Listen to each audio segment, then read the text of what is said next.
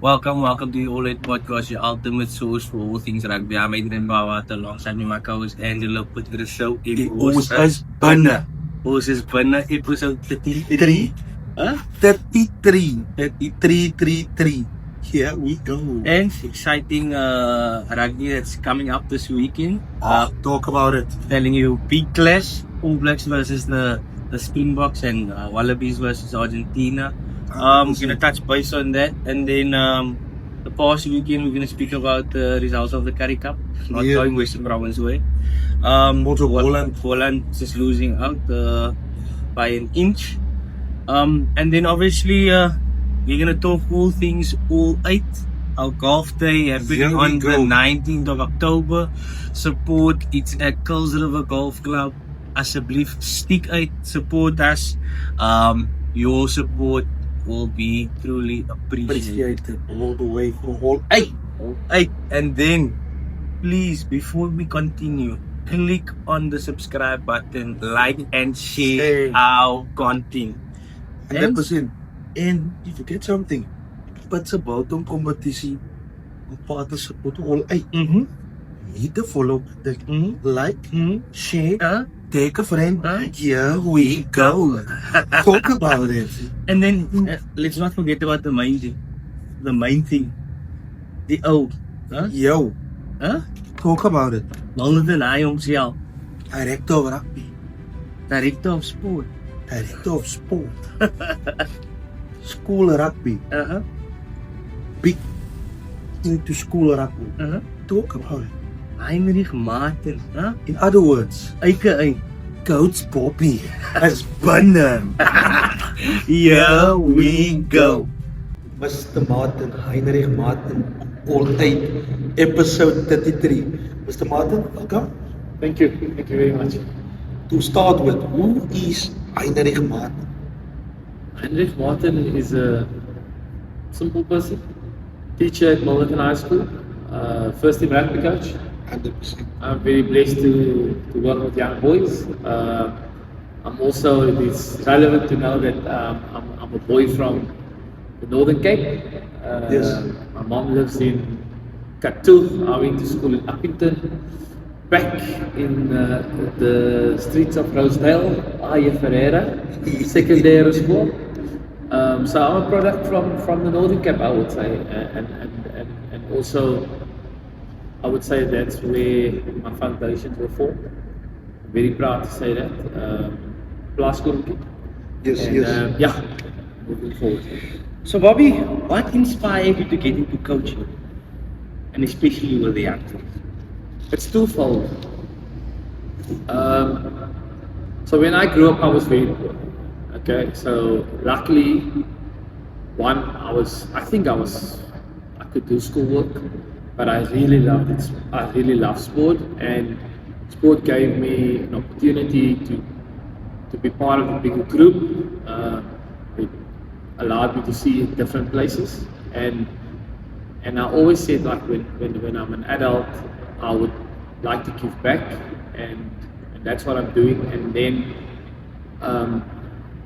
always, like, when you talk rugby, there's always a critical incident what happened. So in 2006, my best friend Emmanuel McKenzie had a heart attack on the rugby field. We played for Tygerberg, and before that, life was good, and we lived the best life, And then I just said to myself, my life needs to mean something. And it needs to be more than just having fun and having good times. And I thought, what's the best way I could give back? And I thought, let's get involved in coaching. Let's start getting boys who needs a father figure, getting boys who needs an opportunity, bring them into a rugby program. And I just fell in love with coaching. 100%. Mr. Martin, Milnerton High has made major strides under your leadership. What was the key behind the success? I think before we start with me, it's always give recognition to the people who played a role right at the beginning. So there were two people that was very instrumental. Paul Besner, principal, retired from Milnerton High School. James Bush, deputy principal, retired from Milnerton High.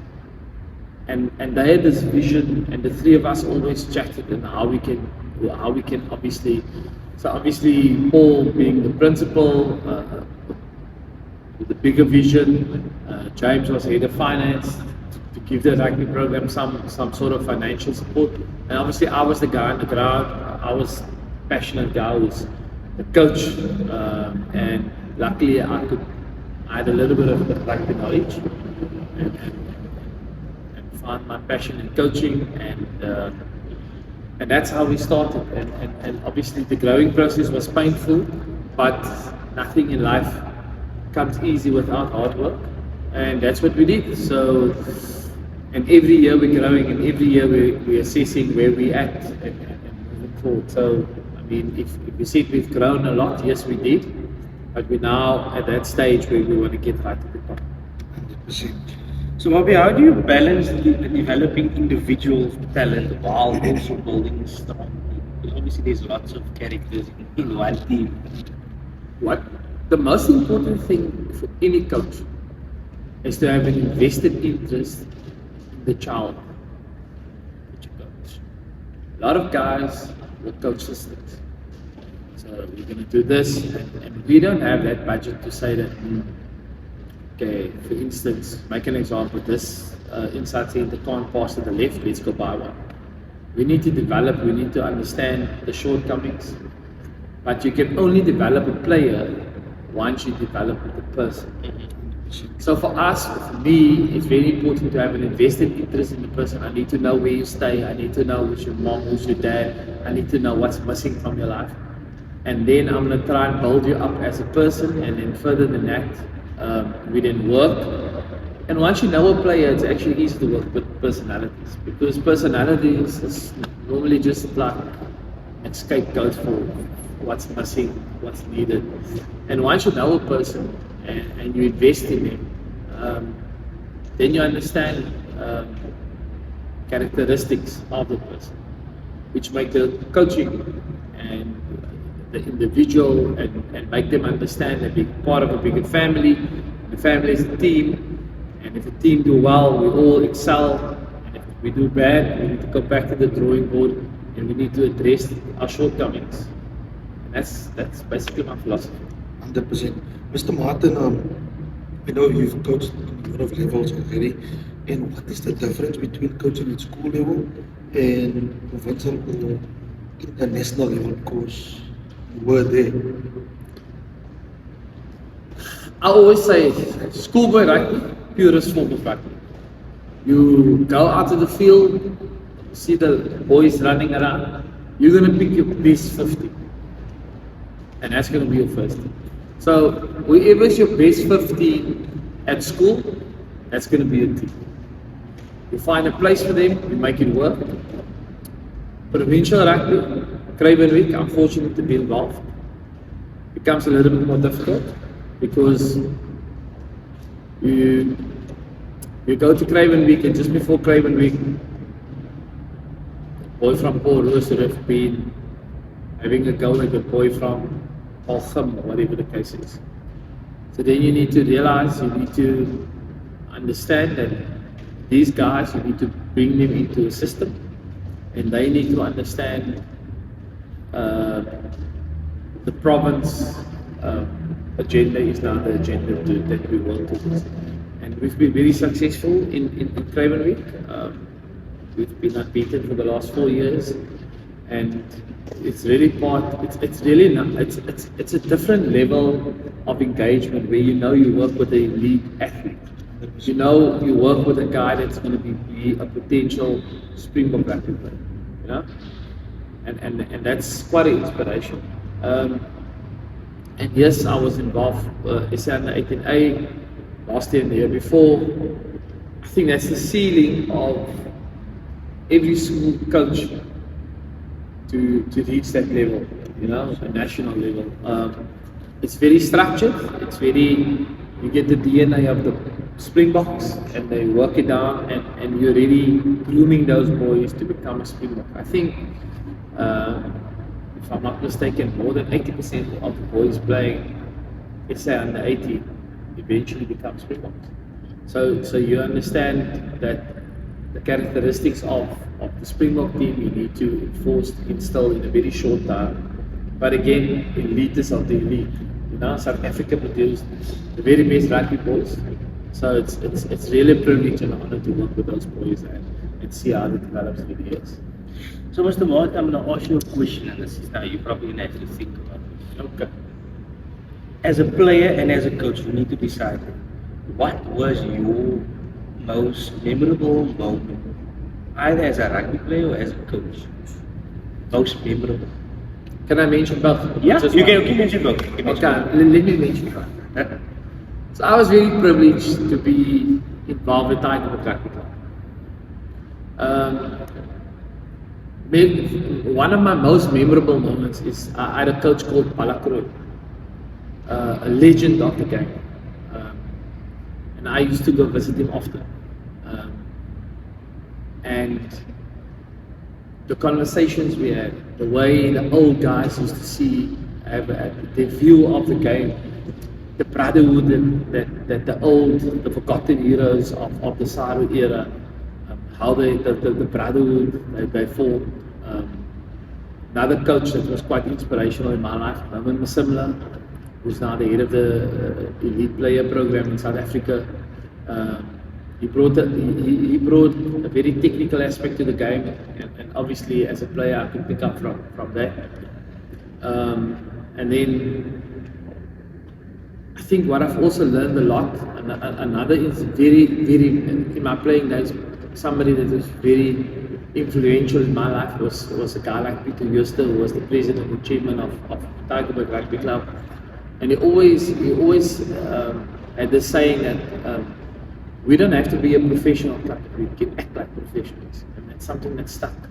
And I think I brought that philosophy into Milnerton High School. That yes, we a school, small rugby school next to the West Coast, English-speaking school, but yet we can have the approach of the big rugby schools and take what's ours, you know. So those guys, as a player, those were probably guys that had a big influence in my life.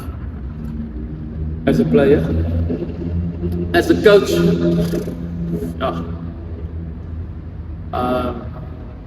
very proud that I was obviously our most successful rugby player is David Dealington. Very proud that I could have played a part in his journey. You know, I've realized this in coaches is that you get coaches that want to claim a player. But I've realized for any player to be successful, you go through certain stages. And if you're a schoolboy coach, then you just need to be humble and acknowledge that you played a role in somebody's life. But again, my relationship with Damon is more than just a coach. You know, I still have a personal relationship with him. And I mean, it's, I don't know if it's a state secret on All8. I mean, even you were one of my recruits, like you came here to Milnerton as a very small boy, and now, today you're a graduate, you're a teacher at Milnerton High School. And those are proud moments in my life. Not how many trophies we've won, not how many big schools we've beaten, but did I make this boy a better man? And that's a true victory for me as a coach. 100%. Mr. Martin, we know you have a lot of players came through your hands, and a lot of players come and go. But how do you keep players motivated and disciplined throughout the long season? Because we know it's sevens, it's the rugby school, rugby boy season, a lot of other tournaments and tours. It's ongoing stuff. How do you keep the boys motivated? I always tell people, if you never went to sleep hungry, you won't know how a child feels that goes to sleep. So if you understand as a person that has played rugby the desire you have to better yourself and to achieve, and you can instill that hunger and that desire in the players, then motivation comes by itself. Powerful. So for me, the boys know we have a plan at the beginning of the season. And our season starts September of the previous year, because that's when we start testing and start preparing our off season. So we have certain goals. Everybody's part of that goal. Everybody's part of that challenge. Because if it comes top down, it's very difficult.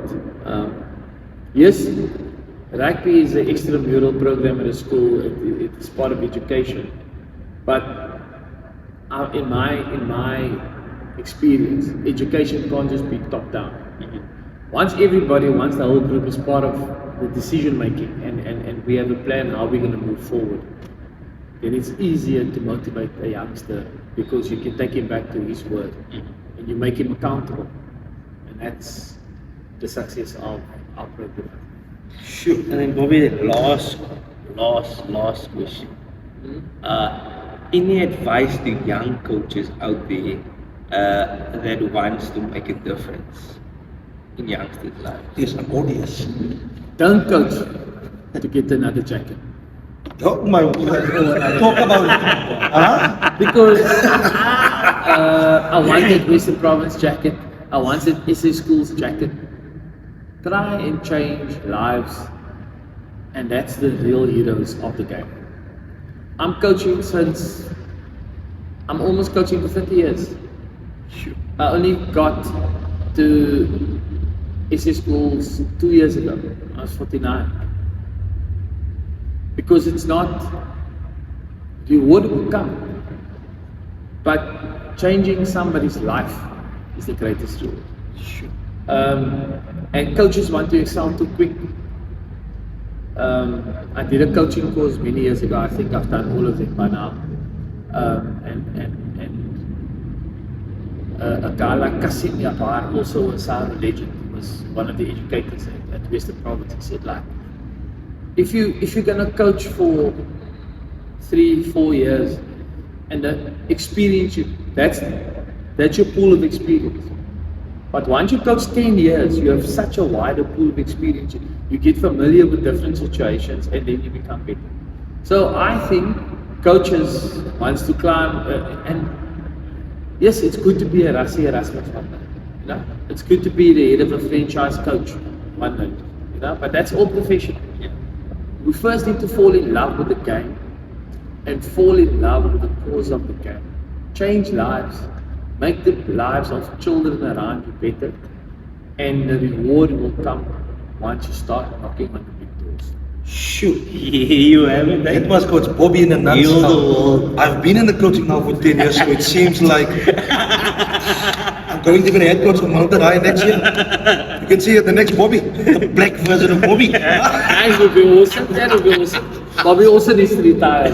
Here we go. You heard it first. Yes. Heal the world, make it a better place. Heinrich Martin op jou bos, aka Bobby. Here we go. Fixtures and results, and it's not the busy week of rugby really. But Cheetahs played against the Suzuki Griquas in the Currie Cup and got a hiding on Friday, 40 points to 10. Expected. It's a bit tough in Bloemfontein to get 40 points against him. It's tough. Francois Stein obviously not the happiest of coaches. But nevertheless, the Fidelity IDT Lions beating Blue Bulls 44 points to 5. Hollywood Sharks. Now this was an interesting thing. Yeah. So Hollywood Sharks they were leading the whole game until Boland got the lead. And then all they needed to do is hang on to the ball for 20 seconds 100%. and they would have won the game. Colin Musumna sniping around the corner, chip kicking, ball not bouncing his way. Ball gets thrown to the Sharks counter attack, gets the penalty. Masuku gets a penalty from the 40 meters. Unlucky goal. But obviously they Derby Derby coming week against Western Province. So it's gonna be interesting. Where they play? Where they play? At Cape Town Stadium. Cape Town Stadium. But I saw the team. Western Province picked a strong team. The URC squad. majority of URC players, so it's gonna be interesting. Never underestimate ball. 100%. And of course, Boland is Wallet. Ian land. Boland. Talk about it. And then Western Province, yet again, another loss, 39 points, 30 Yes. against the A-League Pumas. Western Province yet to record a win this Currie Cup season, so it's not too good for Coach Levy. I was struggling, but obviously using a lot of youngsters, which is great for that. But unfortunately, it's not working out.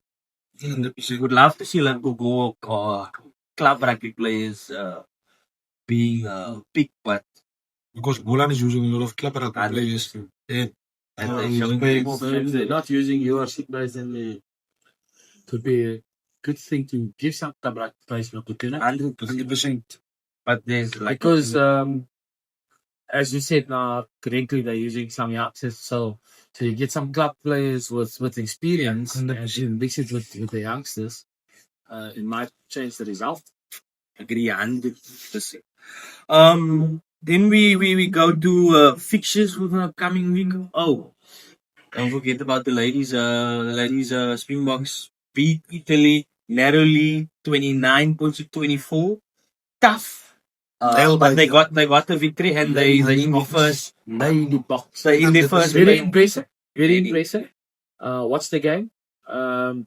They struggled to go around Italy, but they managed to get through them. And That's an and I think that's the DNA of the ladies team. They don't have a Jason Kobe kind of week. So use your strength, play to your strength. Don't try and follow what other people are doing. Do what works for you. And scrum. Oh, yes. Ik denk dat ik het zo van die match scrum doe. And then we go to the Currie Cup fixtures. Sharks versus the A-League Pumas. I'll go A-League Pumas. I think the Sharks might play the URC team as well. Then I will go to Sharks. If they play the URC team, I will go to Sharks. But I'll go Pumas. Western Province versus Boland. Boland, done deal. Non-negotiable. Boland. I'm also going Boland for this one. I think Boland is in the form of their life. 100%. And Coach Harvey's is doing a great job alongside the Boland versus Western Province. Boland is always the underdog. Keep that. 100%. And maybe the weekend of the underdogs. 100%. Lions versus Suzuki Griquas. It was Lions at Lions at home, I think. Because when we tell it more, it came on in the corner of the difficult ball game. I would say I'll go Lions. I decided I'm going to go with the underdogs. I'll stay with the underdogs. I'll go Griquas. Blue Bulls versus the Outer Cheetahs. Franz Stein made a statement last week and he said that the Blue Bulls already told you that they're going to play the URC team. I think Cheetahs are struggling and it's going to be at Loftus. I'll go with the Blue Bulls. Bulls. Definitely. The Bulls. And then, obviously, the main event. Saturday morning, the 6th of September, the game that the whole world was waiting. All Blacks versus the Springboks. All I can say is storm has come. Definitely. And I must remember now, I've seen this Springbok team. We're not there for chance. 100% in personally for me, I think the All Blacks know how to play, know how rugby, but every time they face us, it's a big thing. Why? Well, it's a big thing to the Springboks as well. Yeah, it's arguably the two top teams in the world. 100%. But if New Zealand don't fix their high ball game, they're going to be in trouble. Big trouble. Because our wings can go up high and they only, I haven't seen the team yet, but it doesn't look like the Ioane on the wing can get up off the ground. And I think that's with Pollard dropping back, putting it up there. 100%. And I think it's difficult for you guys with all your halfbacks. That's how injured.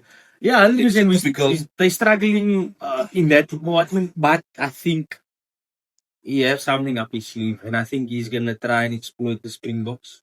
Okay. I hope his sleeve is long enough. I do. There is space. There is space. Remember, both teams currently, if you look at both teams' performance, it's not the way we know both teams. The DNA of the team, and like the Springboks showed a bit more glimpses in the second test than what they did in the first test.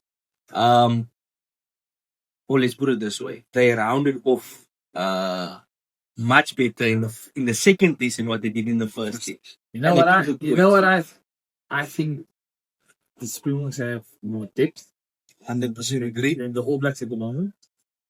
So we have we can choose who we want to play and what we want to play. We're building youngsters for the next World Cup. We know some of our guys is gonna take us to the World Cup, but not necessarily into the World Cup. So Russia has a bigger plan. The All Blacks might not have that depth that we have. But for Saturday morning, I expect big game because you never want to be a one-sided affair. 100%. And it's not interesting. So I would like whichever team, obviously the Bok for me, to Boks also. grind it out.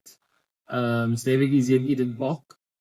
But let's be honest, there's a lot of South Africans living there now. 100%. So we might see a few, Boks for me. I see a few green jerseys there. I'm definitely going Blacks. But I think the difference between the Springboks and the All Blacks is, and that's what Australia also now changed, is the fact that they are letting the guys that's not playing within the country play still for the country. So Yeah. that's something a lot of New Zealanders questioning, and especially the coach is also questioning, but obviously other parties do not agree with it.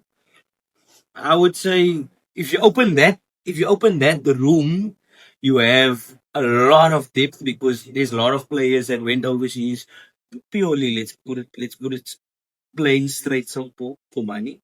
A lot of New Zealanders playing in Japan. I mean their star boy Buckley is coming back next year, Moanga. Coming back, but also not for too long. So the development is not as what it used to be. Eddie, you must understand, international rugby player has a very short span of performing at the highest level. But he's going to live for another 40, 50 years. He needs to make provision for his retirement. So if all the countries can adjust, New Zealand should realize that the conservative ways might need some adjustment. And if you look at the South African guys, they play Japan. That's when Super Rugby goes. That's when URC goes. When that season is done, Japan is done. Boys are ready and strong for international rugby. 100%. I agree fully. I think that's something New Zealand to change so that they can. And it's not a thing that's gonna make like a big difference, but it's gonna give you a bit more room to slot certain people in spaces where you may be lacking currently. If we look at the All Blacks currently in the midfield, they're not secure. They're not secure. And currently, if you look at the way they're picking the back three, All Blacks boys should pick a back three that could get time. Yeah. I mean, even if they pick 3 fullbacks, they pick them because I mean, Corey Jane always used to play and he was a fullback. So that's some things that they need to go and investigate. But I think it's gonna be interesting game. 100%. But I'm backing the Blacks. Springboks once again. It's gonna be a storm. It's going to be pathetic, but